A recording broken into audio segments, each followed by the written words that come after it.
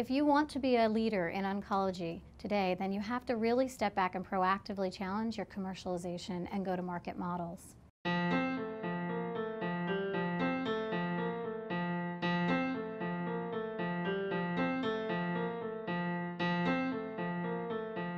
I think when we look at the science at ASCO this year, it was a great reminder of not only how far we've come, but how far we still have to go. The promise of immunotherapy, the reality of investment in targeted therapies, and now the clinical benefit we're seeing in targeting multiple pathways at the same time.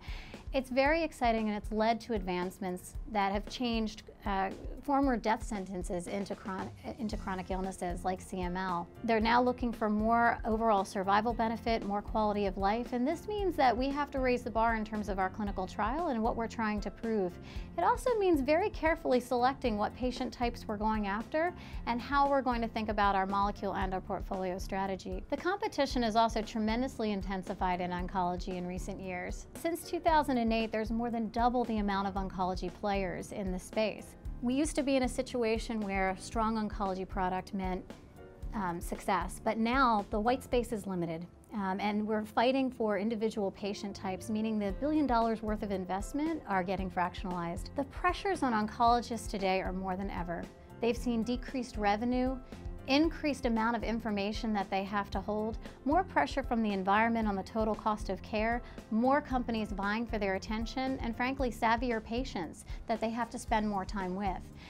And with patients living longer, that means the amount of patients is increasing on their practice as well. It's limiting the opportunity for us to effectively engage with them. They're dealing with the pressures of budgeting overall in every country, but in the US, for example, we estimate the impact of federal budget sequestering on the average community oncology practice to be about $250,000 per year.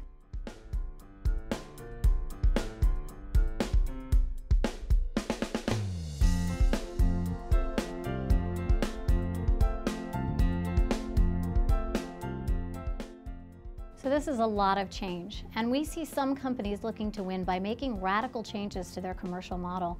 Whether it's thinking about our identity and what we're really saying and positioning ourselves to be as a leader in oncology, or whether it's tearing down the commercial sales and marketing organization to re-engage and realign around the customer.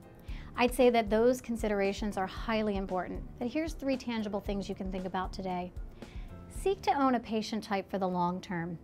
I think the strategy really has to change from what we've historically seen in pharma, which was large patient type opportunity, into embracing the fact that we're headed to targeted therapies in niche populations. Embrace it, recognize what patient type you're really after, and look to own them in the long term, not only through the development of the molecule you have today, but over time through the development and replacing yourself with molecules you can offer tomorrow. We've seen this happen tremendously successfully in metastatic breast, for example. Get the launch right. I know this is true for every therapy area there is out there, but in oncology recently, we've seen some failed launches. We've also seen slower adoption than anticipated, for example, with oral oncolytics. The reality is all the complexity we've been talking about has changed the skill set needed to effectively launch a global product in oncology. Are the skill sets of the people I have really ready? Am I integrated in terms of my functions? Do my regions and local markets really understand the trade-offs they're going to have to make as we have more complex portfolios? Build for agility and customer engagement.